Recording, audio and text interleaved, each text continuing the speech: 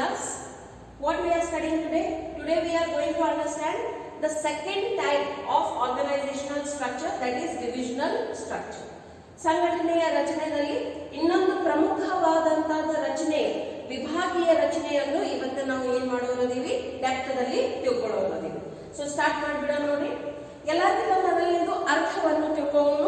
That divisional structure ಅಂದ್ರೆ ಏನು? The large organizations with diversified activities have reorganized themselves towards a divisional structure. Grouping of activities on the basis of product is known as divisional structure of organization. Okay, see what they are telling very clearly. They are telling that they are grouping the activities on the basis of the product. So normally where do you find such huge divisions where multiple product lines are being prepared?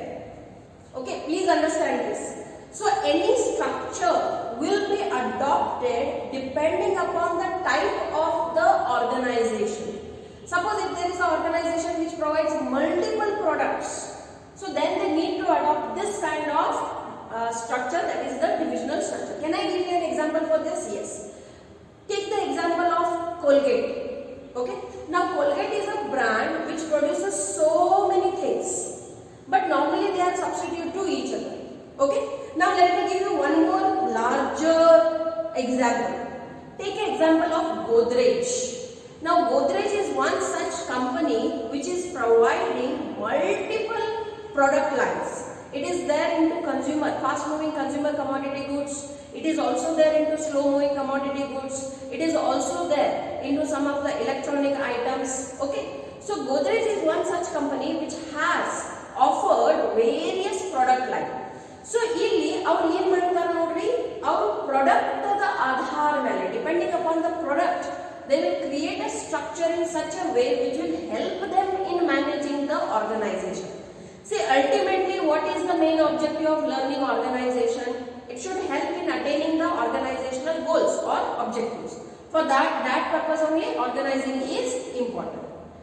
ಬಹುದೊಡ್ಡ ವ್ಯಾವಹಾರಿಕ ಸಂಸ್ಥೆಗಳು ವೈವಿಧ್ಯಮಯ ಉತ್ಪಾದನಾ ಚಟುವಟಿಕೆಗಳನ್ನು ಹೊಂದಿದ್ದಾಗ ಅವುಗಳ ಅಗತ್ಯಕ್ಕೆ ತಕ್ಕಂತೆ ತಮ್ಮ ಚಟುವಟಿಕೆಗಳನ್ನು ಮರು ಹೊಂದಾಣಿಕೆ ಮಾಡಿಕೊಂಡು ವಿಭಾಜನಾತ್ಮಕ ರಚನೆಯನ್ನು ಅಳವಡಿಸಿಕೊಂಡಿದೆ. ಓಕೆ, ಸೊ ಇಲ್ಲಿ ಪ್ರಮುಖವಾದ ಶಬ್ದಗಳನ್ನು ನೀವು ಏನ್ ತಿಳ್ಕೋಬೇಕು ನೋಡ್ರಿ. ಮೊದಲನೇದಂದ್ರೂ ಅದು ಬಹು ದೊಡ್ಡ ವ್ಯಾವಹಾರಿಕ ಸಂಸ್ಥೆಗಳು ಇರಬೇಕು. Okay, you can not adapt divisional structure for small organisations. ವಿಶಾಲವಾದಂತಹ ಏನು ಮಲ್ಟಿ ಬ್ರ್ಯಾಂಡ್ ಕೊಡುವಂತ ಆರ್ಗನೈಸೇಷನ್ಸ್ ಇರ್ತಾವ, there divisional structure of organisation is implemented.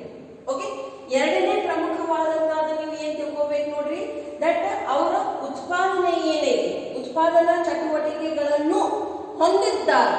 Okay, so ಅವ್ರು ಏನು ಕಾರ್ಯವನ್ನು ಮಾಡ್ಲಿಕ್ಕತ್ತಾರೋ, ಏನು ಉತ್ಪಾದನೆಯನ್ನು ಮಾಡ್ಲಿಕ್ಕತ್ತಾರೋ ಅದಕ್ಕೂ ಹೊಂದುವಂಗ ಏನಾಗಿರ್ಬೇಕು, ಅವ್ರದ್ದು ಡಿವಿಷನಲ್ ಸ್ಟ್ರಕ್ಚರ್ ಆಗಿರ್ಬೇಕು. ಸೊ ಈ ರೀತಿಯಿಂದ ನೀವು ಏನು ವಿಭಾಜನಾತ್ಮಕ ರಚನೆಯನ್ನು ಮಾಡ್ತೀರಿ ಅದನ್ನ ನಾವು ಏನಂತ ಕರಿತೀವಿ, ಡಿವಿಷನಲ್ ಸ್ಟ್ರಕ್ಚರ್ ಅಂತ ಕರಿತೀವಿ. So understand this chart. ಇದಕ್ಕಿಂತ ಮೊದಲು ನೀವು ಫಂಕ್ಷನಲ್ ಸ್ಟ್ರಕ್ಚರ್ ಕಲ್ತೀರಿ ನೋಡಿ. ಆ ಫಂಕ್ಷನಲ್ ಸ್ಟ್ರಕ್ಚರ್ ದಲ್ಲಿ ಏನ್ ಕಲಿತಿದ್ರಿ, on the basis of the functions the departments are made, like sales, production, marketing, finance, accounting, like that. But ಇಲ್ಲಿ ಯಾವ ಆಧಾರ ಮೇಲೆ ಆಗಿದೆ ನೋಡ್ರಿ, the division it is depending upon the product, whatever product they are preparing. Suppose health product ಐತಿ related to health. ಈಗಂತೂ ಎಲ್ಲರೂ health conscious ಆಗಿಬಿಟ್ಟಾರು, specially ಮೊದಲು ಇದ್ರು, ಕೊರೋನಾ ಬಂದ ನಂತರ ತೀರಾ ಜಾಸ್ತಿ ಹೆಲ್ತ್ ಕಾನ್ಶಿಯಸ್ ಆಗಿಬಿಟ್ಟಾರು. ಸೊ ದೆನ್ ಹೆಲ್ತ್ ಒಂದು ಡಿವಿಷನ್ ಐತೆ ತಿಳ್ಕೊಳ್ಳಿ. ಅದ್ರಾಗ ಅವ್ರದ್ದಾದಂತಹ ಫಂಕ್ಷನಲ್ ಡಿಪಾರ್ಟ್ಮೆಂಟ್ಸ್ ಬೇರೆ ಬೇರೆ ಇರ್ತಾವೆ. They have their own research and development department, they have their own manufacturing department, they have their own finance department, marketing and consumer or customer service department. So depending upon the product ಅವ್ರದ್ದು ಇಡೀ ಪೂರ್ತಿ ವಿಂಗ್ನ ಬೇರೆದಾಗಿರುತ್ತೆ. Correct. ಅದೇ ರೀತಿಯಿಂದ beauty products ನೋಡ್ರಿ, ಒಂದು ಸರ್ವೆದ ಪ್ರಕಾರ ಈಗ ಸದ್ಯ ಮತ್ತು ಬರೋ ಕಾಲದಲ್ಲಿ people are spending a lot on there beauty. Okay, first ನೋಡ್ರಿ ಕ್ರೀಮ್ ಬರಾಕತ್ಬೇಕು, ಆಮೇಲೆ ಆ ಕ್ರೀಮ್ದಾಗ ಅವ್ರು ಬೈಫರ್ಕೇಶನ್ ಏನ್ ಮಾಡಿದ್ರು, ಮ್ಯಾನ್ ಅಂಡ್ ವುಮೆನ್. ಈಗ ಮತ್ತೊಂದು ಲೆವೆಲ್ಗೆ ಏನ್ ಹೋಗ್ಯಾರು, ಮ್ಯಾನ್, ವುಮೆನ್ ಅಂಡ್ ಚಿಲ್ಡ್ರನ್. ಇನ್ನು ಅದಕ್ಕಿಂತನೂ ಒಂದು ಹೆಜ್ಜೆ ಮುಂದೆ ಏನು ಹೋಗ್ಯಾರು, ವಯಸ್ಸಾದವರಿಗೆ ತರುಣಿದ್ದವರಿಗೆ. Okay, so this is called as product diversification. ಇದರಿಂದ ಏನಾಗ್ತೈತಿ, ಅದ ಸೇಮ್ ಪ್ರಾಡಕ್ಟ್ ಇರ್ತೈತಿ, ಸ್ವಲ್ಪ ಅದ್ರಾಗ ಮಾಡಿಫಿಕೇಶನ್ ಮಾಡಿಬಿಡ್ತಾರೆ. ಓಕೆ, ಇದರಿಂದ ಏನಾಗ್ತೈತಿ, ಆ ಒಂದು ಪರ್ಟಿಕ್ಯುಲರ್ ಏಜ್ ಗ್ರೂಪಿಗಿನ ಅವ್ರು ಏನ್ ಮಾಡಕತ್ತಾರು, ಟಾರ್ಗೆಟ್ ಮಾಡಕತ್ತಾರ. ಮೊದಲು ಒಂದ ಪೌಡರ್ ಡಬ್ಬಿ ಬರ್ತಿತ್ತು ಮನೆಗೆ, ಎಲ್ಲರೂ ಅದನ್ನು ಉಪಯೋಗ ಮಾಡ್ತಿದ್ರು. ಅಡ್ವರ್ಟೈಸ್ಮೆಂಟ್ ನಲ್ಲಿ ಏನ್ ಹೇಳಕ್ ಚಾಲು ಮಾಡ್ಬಿಟ್ರು, ದಟ್ ಅದು ಹೂವಿನ ವಾಸನೆ ಇರುವಂತದ್ದು ಲೇಡೀಸ್ ಸಲುವಾಗಿ ಇರ್ತೈತಿ, ಜೆಂಟ್ಸ್ ಸಲುವಾಗಿ ಇರಂಗಿಲ್ಲ. ಸೊ ದೆನ್ ಅಲ್ಲಿ ವೈಲ್ಡ್ ಸ್ಟೋನ್ ಅಂತ ಬೇರೆ ಪ್ರಕಾರದ ಏನ್ ಪೌಡರ್ ಐತಿ ಅದನ್ನ ಉಪಯೋಗ ಮಾಡಿ, that is for only purely for men. So ಪ್ರತಿ ಒಂದ್ರಾಗ ಅವ್ರು ಏನ್ ಕೊಡಾಕತ್ತಾರು, diversification of product ಕೊಡಾಕತ್ತಾರ.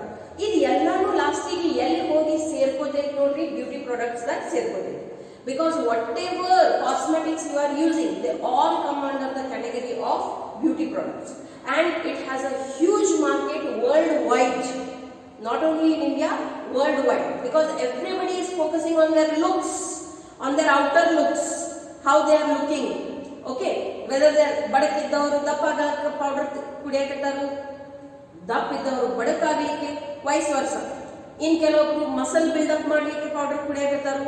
So that all comes under food category, beauty product, health product.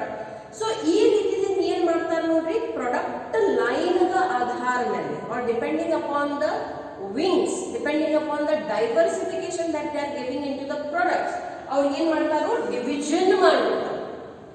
ಪ್ರತಿ ಒಂದು ಡಿವಿಷನ್ಗೆ ಅವರವ್ರದ್ದು ಬೇರೆ ಬೇರೆ ಡಿಪಾರ್ಟ್ಮೆಂಟ್ಸ್ ಇರ್ತಾರೆ. So this department won't interact with this, this won't interact with this. They are working individually but are managed by the same CEO.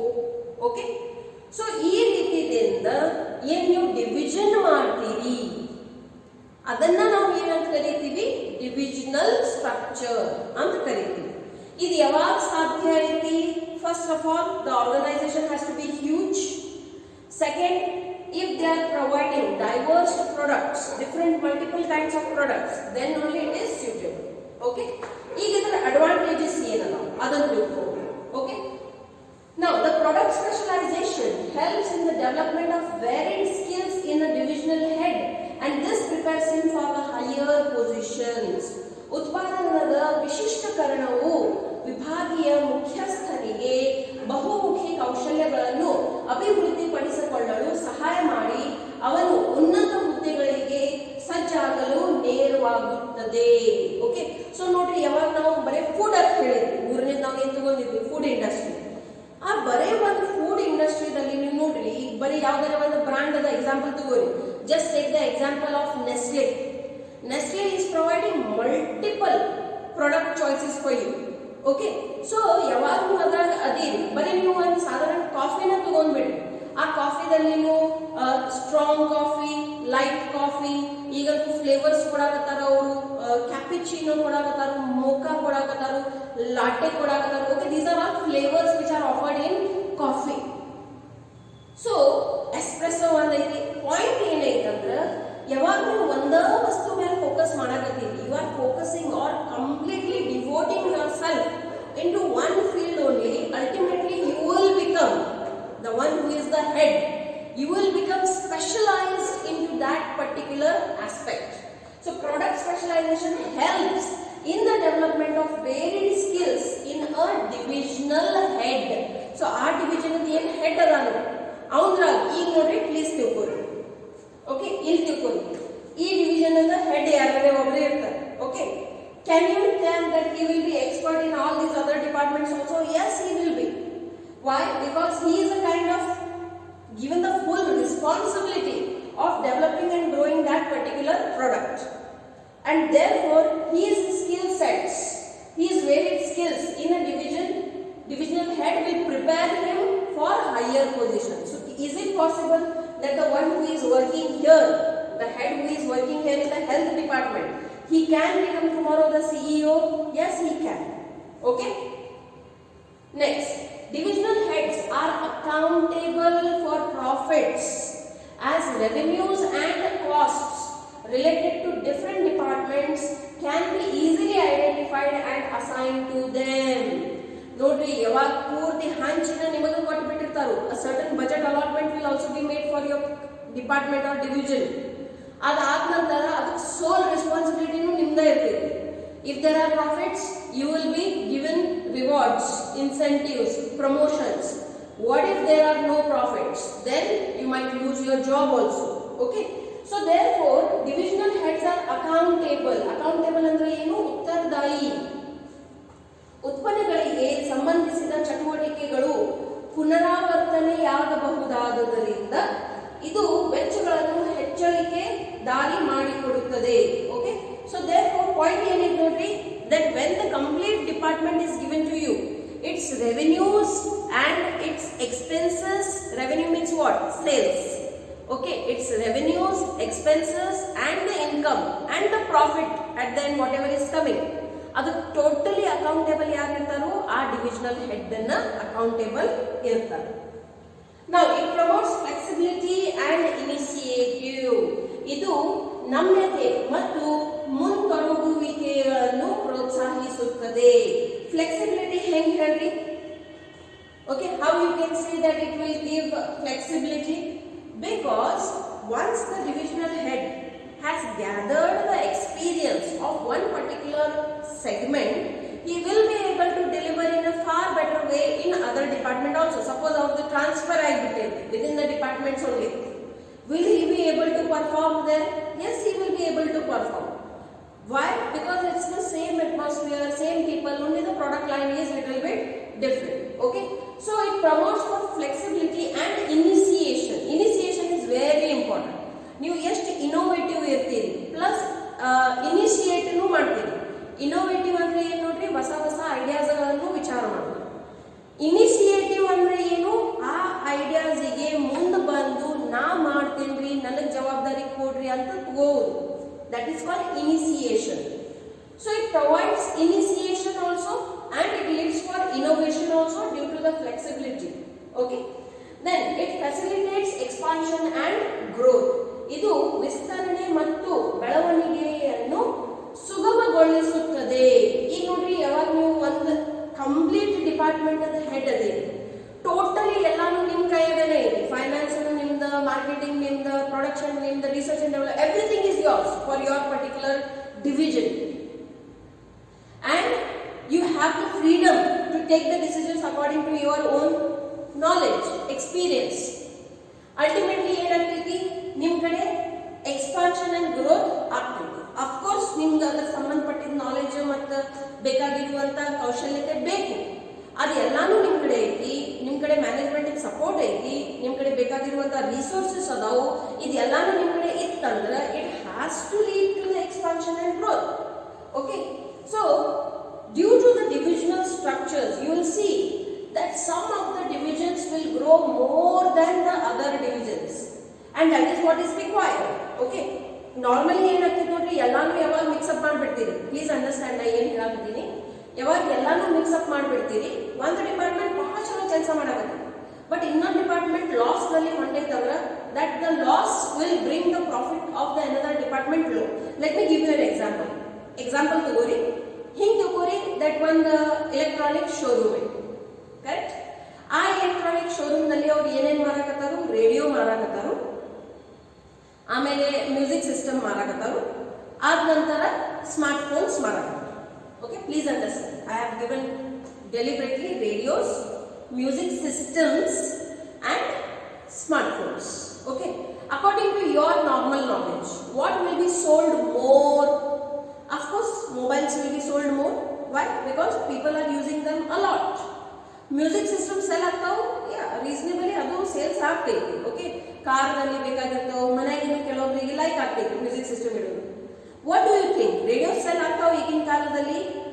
No, ಬೇಕಾಗಿನೂ ಇಲ್ಲ.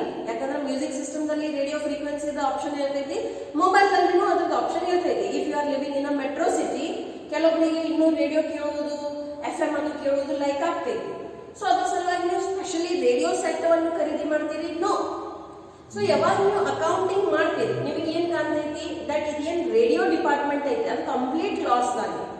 Okay, ಈಗ ಆ loss ಎಲ್ಲಿ ಕವರ್ ಆಗಿಬಿಡ್ತೈತಿ? ನಿಮ್ದು ಇನ್ನೊಂದು ಡಿಪಾರ್ಟ್ಮೆಂಟ್. ಸಪೋಸ್ ನೀವು ಬೇರೆ ಬೇರೆ ಅಕೌಂಟ್ಸ್ ಮೇಂಟೈನ್ ಮಾಡಾಕತ್ತಿಲ್ಲ ಅಂದ್ರೆ ನಿಮಗೆ ಗೊತ್ತನೇ ಆಗಂಗಿಲ್ಲ that yes this department is going through losses. So the divisional structure is always beneficial where you have multiple products or product lines. Okay, ಇದರಿಂದ ಏನಾಗ್ತೈತೆ ಅಂದ್ರೆ ಯಾವ್ದು ಗ್ರೋ ಆಗಕತ್ತೈತೆ ಅದನ್ನ ನೀವು ಇನ್ನೂ ಬೆಳೆಸಬಹುದು, ಮತ್ತೆ ಯಾವ್ದು ಗ್ರೋ ಆಗಕತ್ತಿಲ್ಲ ಮುಂದೆ ಸಾಧ್ಯತೆನೂ ಇಲ್ಲ ಅದನ್ನ ಬಂದ್ ಮಾಡೋ ಡಿಸ್ಕಷನ್ ಮಾಡಿ ಡಿಸಿಷನ್ ತಗೋಬಹುದು. Like Telegram is one important example. Government ಏನ್ ಮಾಡೈತಿ, ಈಗ ಟೆಲಿಗ್ರಾಮ್ ಸರ್ವಿಸಸ್ ಬಂದ್ ಮಾಡ್ಬಿಟ್ಟು. ಮೊದಲಿನ ಕಾಲದಲ್ಲಿ ಇವತ್ತಿನ 50 ವರ್ಷ ಮೊದಲು ಟೆಲಿಗ್ರಾಮ್ ಅದ ಬಹಳ ಮಹತ್ವತೆ ಇತ್ತು. 50 ಯಾಕೆ 20 ವರ್ಷ ಮೊದಲು ಅದರ ಮಹತ್ವತೆ ಬಾಳ ಇತ್ತು. ಓಕೆ, ವೇರ್ ಏನಾರ ಎಮರ್ಜೆನ್ಸಿ ಇದ್ದಾಗ ಟೆಲಿಗ್ರಾಮ್ ಕಳಿಸ್ತೀವಿ. ಈಗ ಮೊಬೈಲ್ ನಿಂದ ಫೋನ್ ನಾವು ವಿದಿನ್ ಸೆಕೆಂಡ್ಸ್ ಹಚ್ಚಿ ಏನೇ ಎಮರ್ಜೆನ್ಸಿ ನ್ಯೂಸ್ ಇತ್ತಂದ್ರೆ ಕೊಟ್ಬಿಡ್ತೀವಿ. So there was no need of telegram, ಬಂದ್ ಮಾಡ್ಬಿಟ್ರಿ ಗವರ್ಮೆಂಟ್ ಅದು. ಸೊ ಇದು ಯಾವಾಗ ಸಹಾಯ ಆಗ್ತೈತಿ, when you have divided it into divisions. Okay, so ಇದು ವಿಸ್ತರಣೆ ಮತ್ತು ಬೆಳವಣಿಗೆಯನ್ನು ಸುಗಮಗೊಳಿಸುತ್ತವೆ. ಓಕೆ, ಇಷ್ಟೆಲ್ಲ ಅಡ್ವಾಂಟೇಜಸ್ ಇದ್ರೂ even divisional structure also has certain disadvantages. Now what are these? First, conflict may arise among different divisions with reference to allocation of fund. Notary one mark between manushyan swabhav, behavior, it is always going to change. ಇವತ್ತು ಇವ್ರು ಚಲೋ ಅದಾರ ಅಂದ್ರೆ ನಾಡು ಚಲೋ ಇರ್ತಾವ ಅಂತ ಇರಂಗಿಲ್ಲ. ನಿನ್ನೆ ಕೆಟ್ಟ ಇದ್ರಂದ್ರೆ ಇವತ್ತು ಕೆಟ್ಟ ಇರ್ತಾರ ಹಂಗೂ ಇರಂಗಿಲ್ಲ. So it's very natural. See whether it may be your home or workplace, emotions will always attack. Okay, and that's why maturity is needed. But then too sometimes ಎಷ್ಟೇ ಮೆಚೂರ್ಡ್ ಇದ್ರೂ ಸಮಸ್ಯೆ ಬರ್ತಾವು. For example, the conflict may arise among different divisions with reference to allocation of fund. ಈಗ ನಾನು ನಿಮಗೆ ಮೊದಲೇ ಹೇಳಿದೆ that one division ಏನು ಮಾಡ್ತಾರೆ, ಪೂರ್ತಿ ಫಂಡ್ ಅಲೋಕೇಟ್ಮೆಂಟ್ ಅನ್ನ ಮಾಡಿಬಿಡ್ತಾರೆ. ಇದಿಷ್ಟು ಅಮೌಂಟ್ ನಿಮ್ಮ ಸಲುವಾಗಿ, ಅದರಿಂದ ನೀವು ಏನು ಡೆವಲಪ್ ಮಾಡ್ತೀರಿ, ಹೆಂಗೆ ಮಾಡ್ತೀರಿ, ಟೋಟಲಿ ನಿಮಗೆ ಫ್ರೀಡಮ್ ಕೊಟ್ಟಿದ್ದು. ಬಟ್ ಏನು ಬೇಕು, ಗುಡ್ ವಿಲ್ ಮೇಂಟೈನ್ ಮಾಡ್ಕೋಬೇಕು, ಕಂಪನಿದು ಏನು ಇಮೇಜ್ ಐತಿ ಮಾರ್ಕೆಟ್ನಲ್ಲಿ ಅದನ್ನ ಮೇಂಟೈನ್ ಮಾಡ್ಕೋಬೇಕು. ಸೆಕೆಂಡ್, ಪ್ರಾಫಿಟ್ಸ್ ಆಗಿ. That's what any CEO will ask for. There should be increase in name and fame along with the profit margin. Okay, so ಯಾವಾಗ ಒಂದು ಡಿಪಾರ್ಟ್ಮೆಂಟಿಗೆ ಬಹಳ ದುಡ್ಡು ಕೊಟ್ಬಿಡ್ತಾರೆ, ಮತ್ತೊಂದು ಡಿಪಾರ್ಟ್ಮೆಂಟಿಗೆ ದುಡ್ಡನ್ನ ಕೊಡೋಂಗಿಲ್ಲ, ಸಿಟ್ಟು ಬರ್ತೈತಿ ಮತ್ತೊಂದು ಡಿಪಾರ್ಟ್ಮೆಂಟ್ ಅವರಿಗೆ. ಎಸ್, ಸ್ವಾಭಾವಿಕ ಐತಿ, ಬರತೈತಿ. ಸೊ ಇದರಿಂದ ಏನಾಗ್ತೈತಿ, ಅವ್ರವ್ರ ನಡು ಕೋಆರ್ಡಿನೇಷನ್, ಸಮನ್ವಯತೆ ಇರಂಗಿಲ್ಲ. ಯಾಕಂದ್ರೆ ಅಲ್ಲಿ ದ್ವೇಷ ಭಾವನೆ ಬಂದ್ಬಿಡ್ತೈತಿ, ಈರ್ಷ್ಯ ಭಾವನೆ ಬಂದ್ಬಿಡ್ತೈತಿ. ಅವ್ರಿಗೇನ ಬಹಳ ಪ್ರಮೋಟ್ ಮಾಡ್ತಾರೋ, ನಮ್ಮ ಕಡೆ ಲಕ್ಷಣ ಕೊಡಂಗಿಲ್ಲ. ಅವ್ರಿಗೇನ ಇಷ್ಟು ದುಡ್ಡು ಕೊಡ್ತಾರೋ, ನಮಗೆ ಇಷ್ಟು ದುಡ್ಡು ಅಲೋಕೇಟ್ ಆಗ್ತದ್ರೆ ನಾವು ಎಷ್ಟು ರಿಸರ್ಚ್ ಮಾಡಿ ತೋರಿಸ್ತೀವಿ ಹೇಳಿ ನೋಡೋಣ. ಓಕೆ, ಸೊ ಈ ರೀತಿಯಿಂದ ಏನಾಗ್ಬೋದು, ಸಮಸ್ಯೆ ಉಂಟಾಗಬಹುದು. ಹಣಕಾಸಿನ ಹಂಚಿಕೆಗೆ ಸಂಬಂಧಿಸಿದಂತೆ ವಿಭಾಗಗಳ ನಡುವೆ ಸಂಘರ್ಷವು ಉದ್ಭವಿಸಬಹುದು. ಈ ಸಂಘರ್ಷಗಳನ್ನು ಕಂಟ್ರೋಲ್ ಮಾಡಕ್ಕೆ ಯಾವುದೂ ದಾರಿ ಇಲ್ಲ. ಬಿಕಾಸ್ ಪ್ರಾಕ್ಟಿಕಲಿನೂ ಯಾವ ಡಿಪಾರ್ಟ್ಮೆಂಟ್ ಚಲೋ ಕೆಲಸ ಮಾಡಕತ್ತೈತಿ, ನೀವು ಅದಕ್ಕನ್ನ ಫಂಡ್ ಅಲೋಕೇಟ್ ಮಾಡಬೇಕು. ಯಾವ ಡಿಪಾರ್ಟ್ಮೆಂಟ್ ಚಲೋ ಮಾಡಕತ್ತಿಲ್ಲ, ನೀವು ಅವರಿಗೆ ಈಕ್ವಲಿ ಫಂಡ್ ಅಲೋಕೇಟ್ ಮಾಡಕ್ಕೂ ಆಗಂಗಿಲ್ಲ. Practically also it's not possible. So therefore you need to make them understand. ನಿಮಗೂ ನಾವು ಫಂಡ್ ಅಲೋಕೇಟ್ ಮಾಡ್ತೀವಿ, but then you need to come up with innovative and initiative ideas. Then we can think of equal allotment of funds. It will lead to increase in cost. ಈಗ ನೋಡ್ರಿ, see this diagram. Each and every department has a research and development department. ನಿಮಗೆ ಅನಿಸ್ತೈತಿ that ಇಷ್ಟೊಂದು research and development department ಅದ ಅವಶ್ಯಕತೆ ಇರ್ತೈತಿ? No, not necessary. ಎಲ್ಲರಿಗೂ ಕೂಡಿಸಿ ಒಂದ ರಿಸರ್ಚ್ ಅಂಡ್ ಡೆವಲಪ್ಮೆಂಟ್ ಡಿಪಾರ್ಟ್ಮೆಂಟ್ ಮಾಡಿದ್ರು ನಡೀತೈತಿ. ಬಟ್ ಯಾಕಂದ್ರೆ ಅವರಿಗೆ ಅವ್ರವ್ರದನ್ನ ಸಪ್ರೇಟ್ ಎಲ್ಲ ಬೇಕಾಗಿರ್ತೈತಿ. ಇದರಿಂದ ಏನಾಗ್ತೈತಿ ನೋಡ್ರಿ, it will lead to increase in the cost. ಇದರಿಂದ ಏನಾಗ್ತೈತಿ, ಖರ್ಚುಗಳು ಜಾಸ್ತಿ ಆಗ್ತವೆ. ಯಾಕಂದ್ರೆ ರಿಪಿಟೇಟಿವ್ ಡಿಪಾರ್ಟ್ಮೆಂಟ್ಸ್ ಅಥವಾ ರಿಪಿಟೇಟಿವ್ ಐಟಮ್ಸ್ ಬರ್ತಿರ್ತಾವೆ. ಇದು ವೆಚ್ಚಗಳ ಹೆಚ್ಚಳಕ್ಕೆ ದಾರಿ ಮಾಡಿಕೊಡುತ್ತದೆ. Okay, it provides managers with authority to supervise all activities related to a particular division. Is it a bad point? Yes. How? ನೋಡ್ರಿ, ಯಾವಾಗ ಒಂದು ವ್ಯಕ್ತಿ ಕೈಯಾಗನ ಎಲ್ಲ ಇರ್ತೈತಿ. ಓಕೆ, ಮತ್ತೆ ಅವ್ರಿಗೆ ಫ್ರೀ ಹ್ಯಾಂಡಲ್ಲೂ ಇರ್ತೈತಿ, ಫಂಡ್ ಅಲೋಕೇಟೂ ಚಲೋ ಆಗಿರ್ತೈತಿ. ಅವ್ರದಾಗ ಏನ್ ಬಂದ್ಬಿಡ್ತೈತಿ, ನ್ಯಾಚುರಲಿ ಒಂದು ಈಗೋ ಬಂದ್ಬಿಡ್ತೈತಿ. ಓಕೆ ಅಂಡ್ ಸಮ್ ಟೈಮ್ಸ್ ಆ ಈಗೋ ಏನಾಗ್ತೈತಂದ್ರ ಮ್ಯಾನೇಜ್ಮೆಂಟ್ ಅಥವಾ ಏನು ಆರ್ಗನೈಸೇಷನಲ್ ಗೋಲ್ಸ್ ಇರ್ತಾವ, ಏನು ಆಬ್ಜೆಕ್ಟಿವ್ಸ್ ಇರ್ತಾವ, ಅದನ್ನು ಅವ್ರು ಓವರ್ಕಮ್ ಅಥವಾ ಸೈಡ್ ಲೈನ್ ಮಾಡಿಬಿಡ್ತಾರೆ. They will be self centred. ಅವ್ರದ ಡಿವಿಷನ್, ಅವ್ರದ ಪ್ರಾಡಕ್ಟ್, ಅವ್ರದ ಏನ್ ಡಿಪಾರ್ಟ್ಮೆಂಟ್ ಐತಿ ಬರೀ ಅದ್ರ ಮೇಲಿನ ಫೋಕಸ್ ಮಾಡ್ತಾರೆ. ಸೊ ಹಿಂಗೆ ಯಾವಾಗ ಆಗಿಬಿಡ್ತೈತಿ ಮತ್ತೆ ಆಗೋ ಚಾನ್ಸಸ್ ಇರ್ತಾವ. Why it will happen? Because that manager is given the supreme authority of his whole department, his whole product line, and then at some point he will think that okay, I am the only one who can manage this and nobody else can do it. Okay, and when that things come like that, it will collide with the organizational objectives, which is not good for any organization. Okay, ಇದು ಒಂದು ನಿರ್ದಿಷ್ಟ ವಿಭಾಗಕ್ಕೆ ಸಂಬಂಧಿಸಿದ ಎಲ್ಲ ಚಟುವಟಿಕೆಗಳನ್ನು ಮೇಲ್ವಿಚಾರಿಸುವ ಅಧಿಕಾರವನ್ನು ವ್ಯವಸ್ಥಾಪಕರಿಗೆ ನೀಡುತ್ತದೆ. ಸೊ ಇದೇನಾಗುತ್ತೆ ನೋಡ್ರಿ, ಸೆಂಟ್ರಲೈಸ್ಡ್ ಆಗುತ್ತೆ. ಸೆಂಟ್ರಲೈಸ್ಡ್ ಅಂದ್ರೆ ಏನು? All powers in one hand. So ಯಾವಾಗ all powers in one hand ಆಗಿಬಿಡ್ತೈತಿ, the communication channel also becomes little bit rough. We cannot give suggestions, we cannot give feedback. ಯಾಕಂದ್ರೆ ಮುಂದಿನ ವ್ಯಕ್ತಿ ಕೇಳಾಕನೇ ರೆಡಿ ಇಲ್ಲ. ಅಸ್ ಕೈಂಡ್ ಆಫ್ ಆಟಿಟ್ಯೂಡ್ ಬಂದ್ಬಿಡ್ತೈತಿ, I am right. Okay, so ಯಾವಾಗ attitude ಬಂದ್ಬಿಡ್ತೈತಿ, ultimately ಇದರಿಂದ ಯಾರಿಗೆ ಹಾನಿ ಆಗ್ತೈತಿ? ಇಡೀ ಆರ್ಗನೈಸೇಷನ್ಗೆ, ಸಂಸ್ಥೆಗೆ ಹಾನಿ ಆಗ್ತೈತಿ. Okay, and that's the disadvantage of divisional structure. Okay, now let us understand where this divisional structure is suitable. ಎಲ್ಲೆಲ್ಲಿದು ಅನುಕೂಲ ಅಥವಾ ಸೂಕ್ತ ಆಗ್ತೈತಿ. An organization which is involved in production of different line of products. Okay, just now I gave you example. Godrej is one such, Colgate is there. Okay, many other that kind of. Reliance is always there. Any new example ತಗೋರಿ, Reliance and Tata, Birla also. Okay, Reliance, Tata, Birla. But ಬರೀ ಅವ್ರದೇ ಹೆಸರು ಕೊಟ್ಟಿದ್ರೆ ನಿಮಗೆ ಏನು ಅನಿಸ್ಬಿಡ್ತಿದೆ, madam ಈಗ ಬೇರೆ ಯಾವ ಎಕ್ಸಾಂಪಲ್ ಗೊತ್ತಿಲ್ಲ ಅಂತ. ಓಕೆ, ಬಟ್ ನಾರ್ಮಲಿ ನೀವು ಯಾವಾಗ ಬಿಸ್ನೆಸ್ ಸ್ಟಡಿ ಮಾಡಾಕತ್ತೀರಿ, ಇವು ಮೂರಂತೂ ಹಿಡ್ಕೊಂಡ ನಡೀರಿ, ಅವ್ರು ಎಲ್ಲದ್ರಾಗ ಅದ. ಅಂಬಾನೀಸ್, ಟಾಟಾಸ್, ಬಿರ್ಲಾಸ್ ಅಂಡ್ ನಾವು Adani is also come. So ಇವು ನಾಲ್ಕು ಏನು ಮಹತ್ವದ ಕಾರ್ಪೊರೇಟ್ ಹೌಸಸ್ ಅದಾವ. They have entered into every field. Airline ಅನ್ರಿ ಅದಾವ, ಫಾಸ್ಟ್ ಮೂವಿಂಗ್ ಕಮಾಡಿಟಿ ಗೂಡ್ಸ್ ಅನ್ರಿ ಅದಾವ, ಕೋಲ್ ಅಂಡ್ ನ್ಯಾಚುರಲ್ ಗ್ಯಾಸ್ ಅನ್ರಿ ಅದಾವ. ಓಕೆ, ಇನ್ಫ್ರಾಸ್ಟ್ರಕ್ಚರ್ ಅನ್ರಿ ಅದಾವ, ಅಂದ್ರೆ ರೋಡ್ಸ್ ಅಂಡ್ ಡ್ಯಾಮ್ಸ್ ಕನ್ಸ್ಟ್ರಕ್ಷನ್ ಅದಾವ. Okay, so they are providing multiple product lines. So where that kind of multiple product lines are there, their divisional structure is suitable. Okay, organization needs product specialization. ಈಗ ಯಾವ product ಐತಿ ಅದರಲ್ಲಿ ಅವರು ಉತ್ಕೃಷ್ಟ ಆಗೋದಿತ್ತಂದ್ರ again divisional structure ಏನಾಗಿರ್ತೈತಿ important ಆಗಿದೆ. ಯಾಕಂದ್ರೆ ಯಾವಾಗ general ಇರ್ತೈತಿ ನೋಡ್ರಿ, ಎಲ್ಲಾರ ಮೇಲೆ ಲಕ್ಷ್ಯ ಕೊಡಕ್ ಆಗಂಗಿಲ್ಲ. ಯಾಕಂದ್ರೆ ಎಲ್ಲರಿಗೂ ಸಮಾನವಾಗಿ ಲಕ್ಷ್ಯ ಕೊಡೋದಿರ್ತೈತಿ. ಬಟ್ ಯಾವಾಗ ಸ್ಪೆಷಲೈಸ್ಡ್ ಆಗಿಬಿಡ್ತೀರಿ, ಅಲ್ಟಿಮೇಟ್ಲಿ ಇಂಡಿವಿಜುವಲಿ ನೀವು ಏನ್ ಮಾಡಬಹುದು, ಫೋಕಸ್ ಮಾಡಬಹುದು. ಅದರಿಂದ ಸಂಸ್ಥೆಗೇನು ಲಾಭ ಆಗ್ತೈತಿ. ಆ ಒಂದು ಪರ್ಟಿಕ್ಯುಲರ್ ಡಿಪಾರ್ಟ್ಮೆಂಟ್ ಅಥವಾ ಪರ್ಟಿಕ್ಯುಲರ್ ಪ್ರಾಡಕ್ಟ್ ಏನಾಗ್ತೈತಿ, ಗ್ರೋ ಆಗ್ತೈತಿ. ನೋಡ್ರಿ, ನೆಸ್ಲೆದಾಗ ಬಹಳಷ್ಟು ಬೇರೆ ಬೇರೆ ಪ್ರಕಾರದ ಪ್ರಾಡಕ್ಟ್ಸ್ ಅದಾವ. ಓಕೆ, ಅದ್ರೊಳಗಿನ 2 ಮಿನಿಟ್ ಮ್ಯಾಗಿ ನೂಡಲ್ಸ್ ಒಂದೇ. ಈಗ 2 ಮಿನಿಟ್ ಮ್ಯಾಗಿ ನೂಡಲ್ಸ್ ಎಷ್ಟು ಫೇಮಸ್ ಅದಾವ ಅಂದ್ರ, ಬರೀ ಒಂದು ನೂಡಲ್ 2 ಮಿನಿಟ್ ನೂಡಲ್ ಅನ್ನ ಬಹಳ ವ್ಯಾಪಾರ ಮಾಡ್ತೈತಿ as compared to its other brands. Like tomato sauce ತಗೊಂಡ್ಬಿಟ್ಟು ನಾರ್ಮಲಿ ಮ್ಯಾಗಿ ಜೊತೆಯಲ್ಲಿ ಸಾಸ್ ಎಲ್ಲರೂ ತಗೋತಾರೆ. ಓಕೆ, ಆ ಸಾಸ್ ಅಷ್ಟು ಸೇಲ್ಸ್ ಇಲ್ಲ ಎಷ್ಟಾದ ನೂಡಲ್ಸ್ ಅದ.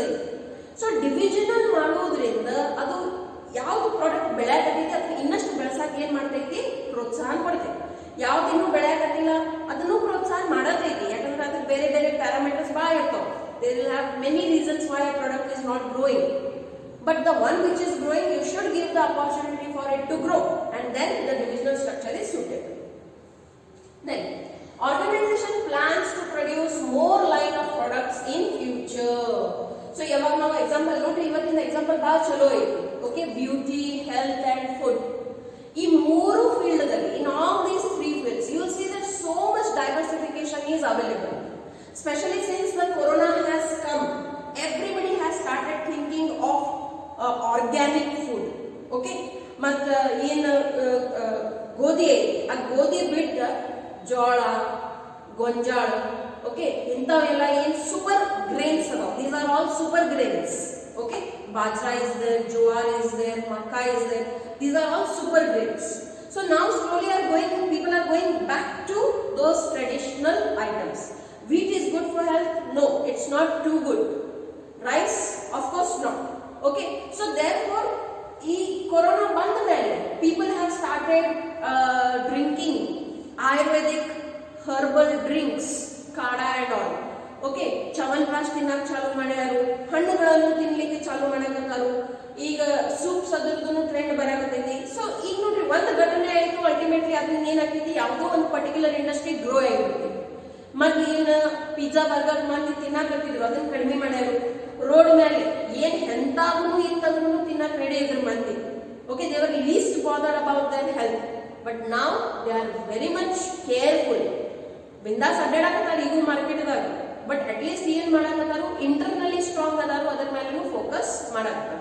So the right kind of food they are eating. So point ಏನೈತಂದ್ರ, when you are making the divisions, it will help you in growing that particular department.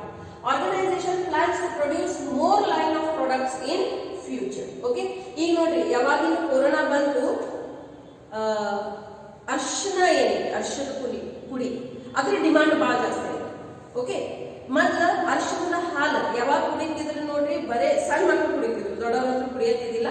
Okay, ಯಾವಾಗ ನೆಗಡಿ ಅಥವಾ ಜ್ವರ ಬಂತು ಅವಾಗ ಕುಡಿತಿದ್ರು. ಅಂಡ್ ನಾವ್ everybody is drinking it. Not only that, branded products are also coming, like turmeric latte is being served in the western countries. ನಾವು ಏನು ಅರ್ಶನ ಹಾಲು ಕುಡಿತೀವಿ ಇಲ್ಲಿ, ಫಾರಿನ್ ಕಂಟ್ರೀಸ್ ಅಲ್ಲಿ ಬೇಕಾದ್ರೆ ಗೂಗಲ್ ಮಾಡಿ ನೋಡಿ, ಟರ್ಮರಿಕ್ ಲಾಟೆ ಅಂತ. ಓಕೆ, ಯಾವ ರೀತಿಯಿಂದ ಮೋಕೋ ಲಾಟೆ ಇರ್ತೈತಿ, ಯಾಕೆ ಕಾಫಿ ಲವರ್ಸ್ ಅದಾರು ಅವ್ರಿಗೆ ಗೊತ್ತಾಗ್ತೈತಿ ಇವೆಲ್ಲ ಫ್ಲೇವರ್ಸ್. ಸೊ ಆ ರೀತಿ ಟರ್ಮರಿಕ್ ಲಾಟೆ ಈಗ ಸರ್ವ್ ಆಗತ್ತೈತಿ. ಸೊ ಇದೇನಾಯ್ತು, ಒಂದು ಹೊಸ ಪ್ರಾಡಕ್ಟ್ ಲೈನ್ ಬರ್ತೈತೆ, ನಮ್ಮಲ್ಲಿನೂ ಬರ್ತೈತೆ. ಹೆಂಗ್ ಪಿಜ್ಜಾ ಬರ್ಗರ್ ಬಂದ್ಬಿಟ್ಟಾವು, ಹಂಗ ಟರ್ಮರಿಕ್ ಲಾಟೆನೂ ಬರ್ತೈತಿ. ಅವಾಗ ಮನೆಗೆ ಅಜ್ಜಿ ಅಥವಾ ಮಮ್ಮಿ ಇರ್ತಾರ, ಅವ್ರ ಅರ್ಶನದ ಹಾಲನ ಐತಿ. ಓಕೆ, ಬಟ್ ನಾವು ಅದಕ್ಕೆ 200-400 ರೂಪಾಯಿ ಕೊಟ್ಟು ಡ್ರಿಂಕ್ ಮಾಡ್ತೀವಿ. ವಾಯ್, ಹೆಸರು ಒಂದು ಏನೋ ವಿಚಿತ್ರ ಕೊಟ್ಬಿಟ್ಟಾರಲ್ಲ, ಲಾಟೆ ಅಂತ. ಓಕೆ, ಸೊ ಅದೆಲ್ಲ ಏನದಾವ ನೋಡ್ರಿ, ಕನ್ಸ್ಯೂಮರಿಗೆ ಅಟ್ರಾಕ್ಟ್ ಮಾಡುವಂತ ಟ್ರಿಕ್ಸ್ ಅದ. Now this is a very important 4 marks question exam ದಲ್ಲಿ ಕೇಳ್ತಾರು. ಕಂಪೇರ್ ಮಾಡ್ಲಿ. Okay, you have to compare the functional structure and divisional structure. The same question may come for 8 marks also, it may come for 4 marks also. 4 marks ಸಲುವಾಗಿ ಬಂದೈತಿ, 4 points ಬರೀರಿ. 8 marks ಸಲುವಾಗಿ ಕೊಟ್ಟಾರು, ಇಲ್ಲಿ ಎಷ್ಟು points ಬಂದಿದ್ದದೋ ಎಲ್ಲ ಪಾಯಿಂಟ್ಸ್ ಬರೀರಿ. Okay, let us start comparing. Compare ಮಾಡಕ್ ಹೇಳ್ಯಾರು, ಕಂಪೇರ್ ಮಾಡಕ್ ಸ್ಟಾರ್ಟ್ ಮಾಡಿ. ಎಲ್ಲರಿಗಿಂತ ಮೊದಲೇನಂದ್ರು formation. Okay, first I explain it into English and later on I will explain it into Kannada. Okay, first of all, formation. The formation is based on functions. Now each and every organization will have the basic functions of purchase, sales, marketing, accounting, finance. Okay, so on the basis of the functions, the functional structure will be made. When we speak about divisional structure, the formation is based on the product lines and is supported by the functions. Okay, so first you will bifurcate on the basis of the products, and then each product will have its own functions. Now specialization. What does the functional structure specialize into? It specializes into the functions only. That how perfectly the sales work can be done, how accurately the finance or accounting job can be done. So it focuses on the specialization of functions only. Whereas here, the complete concentration is on the development and the promotion of the product. Whatever new product or product line is being launched, on that only the complete focus is devoted. Let us speak about the managerial development. In functional structure, it is difficult for a manager to grow, as each functional manager has to report to the top manager. Means what? He is focusing only on one thing. If he is into accounts department, he knows only accountancy. He doesn't know anything about the other department, and therefore for him to develop his managerial skill set is little bit difficult.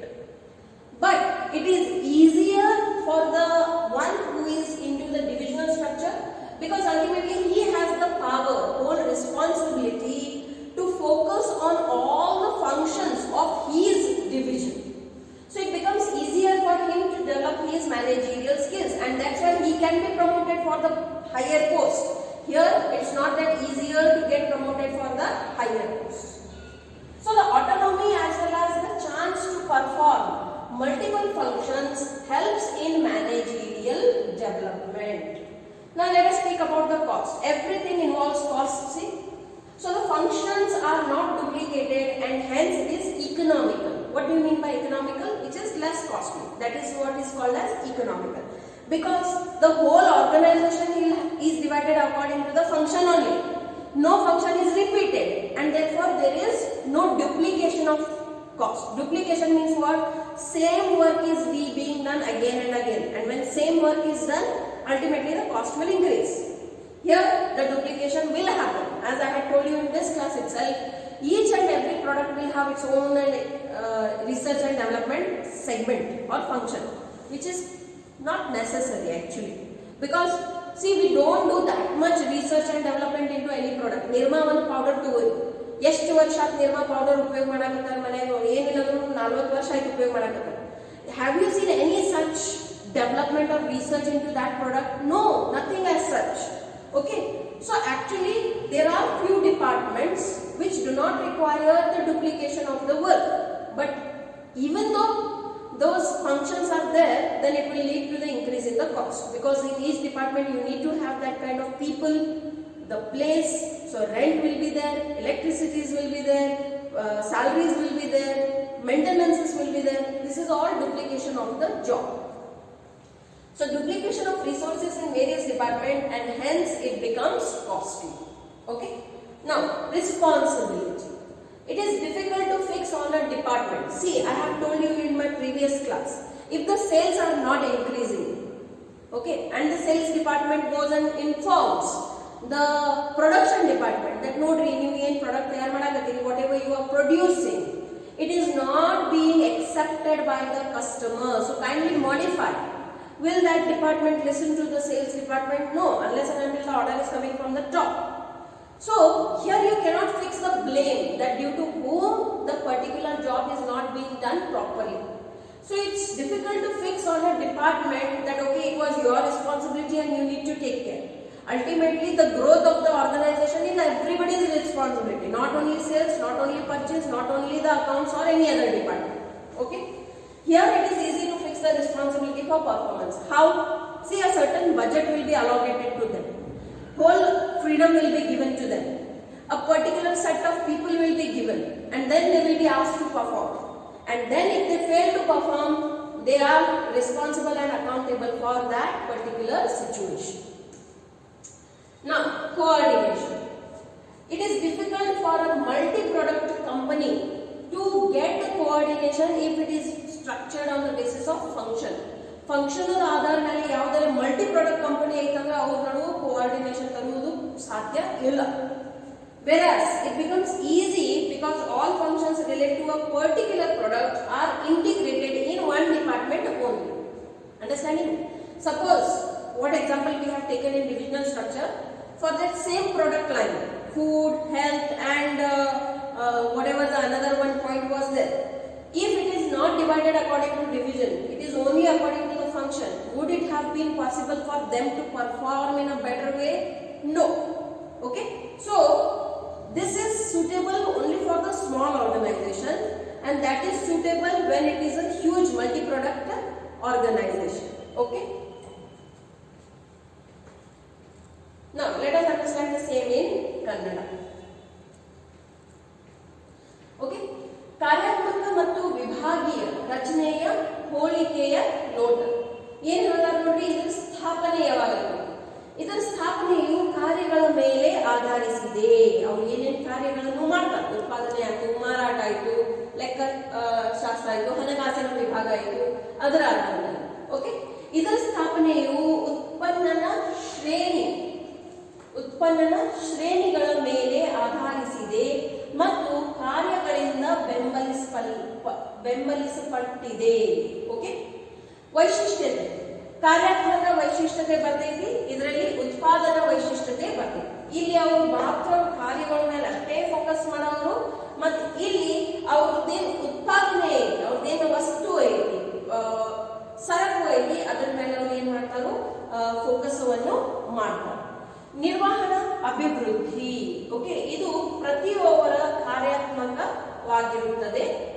ಇದು ಸ್ವಾಯತ್ತವಾದ ಹಾಗೂ ಅನೇಕ ಕಾರ್ಯಗಳನ್ನು ಮಾಡುವ ಅವಕಾಶಗಳು ಸಹಾಯ ಮಾಡುವುದರಿಂದ ನಿರ್ವಹಣಾ ಅಭಿವೃದ್ಧಿಯು ಸುಲಭವಾಗುತ್ತದೆ. ಓಕೆ, ನೆಕ್ಸ್ಟ್ ವೆಚ್ಚ. ಕಾರ್ಯಗಳು ಪುನರಾವರ್ತಿ ಆಗುವುದಿಲ್ಲವಾದ್ದರಿಂದ ಇದು ಏನಾಗ್ತೈತಿ, ಮಿತಿ ವ್ಯಯ ಆಗ್ತೈತಿ. ಯಾಕಂದ್ರೆ ನೀವು ಬರೇ ಅವೇ ಕಾರ್ಯಗಳನ್ನು ರಿಪೀಟ್ ಮಾಡಂಗಿಲ್ಲ. ಸೊ ಯಾವಾಗ ನೀವು ಅದನ್ನು ರಿಪೀಟ್ ಮಾಡಂಗಿಲ್ಲ, ಅಲ್ಟಿಮೇಟ್ಲಿ ಏನಾಗ್ತೈತಿ, ನಿಮ್ ವೆಚ್ಚ ಕಡಿಮೆ ಆಗಿಬಿಡ್ತೈತಿ. ಬಟ್ ಇಲ್ಲಿ ಪ್ರತಿಯೊಂದು ವಿಭಾಗದಲ್ಲಿ ಪ್ರತಿಯೊಂದು ಕಾರ್ಯ ಇರುವುದರಿಂದ ಅದೇನಾಗಿಬಿಡ್ತೈತಿ, ಕೆಲವೊಂದ್ಸತೆ ಪುನರಾವರ್ತನೆ ಆಗುವುದರಿಂದ ಅದರಿಂದ ಏನಾಗ್ತೈತಿ, ವೆಚ್ಚ ಹೆಚ್ಚಾಗುತ್ತದೆ. ಜವಾಬ್ದಾರಿ ಯಾರ ಮೇಲೆ ಇರ್ತದೆ? ಸೊ ಇಲ್ಲಿ ಯಾವ ಜವಾಬ್ದಾರಿ ಅದ್ರ ನೋಡ್ರಿ, ಆ ಒಂದು ಪ್ಲಾನಿಂಗ್ ಅದನ್ನ ಸಕ್ಸಸ್ ಮಾಡುವುದು. ವಿಭಾಗವೊಂದಕ್ಕೆ ಜವಾಬ್ದಾರಿ ನಿಗದಿಪಡಿಸುವುದು ಕಷ್ಟ. ಸೊ ಇಲ್ಲಿ ಯಾವುದೇ ಒಂದು ವಿಭಾಗಕ್ಕೆ ನೀವ ಕಾರಣದಿರಿ, ನಿಮ್ಮಿಂದಾಗಿಲ್ಲ, ನೀವು ಲಕ್ಷ ಕೊಟ್ಟಿಲ್ಲ ಅಂತ ಹೇಳಿಕೆ ಆಗುವಂಗಿಲ್ಲ. ಸೊ ಅಲ್ಲಿ ನೀವು ಜವಾಬ್ದಾರಿ ಒಂದು ಕಟ್ಟುನಿಟ್ಟಾಗಿ ಇವರಿದ ಐತಿ ಹಂಗೆ ಹೇಳಲಿಕ್ಕೆ ಆಗಲ್ಲ.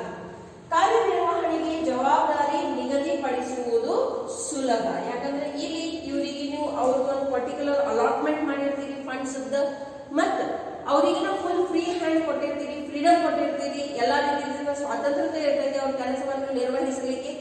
ಎಲ್ಲ ಕೊಟ್ಟ ಮೇಲೂ ಅವರಿಂದ ಕೆಲಸ ಆಗಲಿಲ್ಲ ಅಂದ್ರೆ ಅಲ್ಟಿಮೇಟ್ಲಿ ಅವರು ಅದಕ್ಕೆ ಏನಿರ್ತಾರೋ ಉತ್ತರದಾಯಿ ಇರ್ತಾರೆ.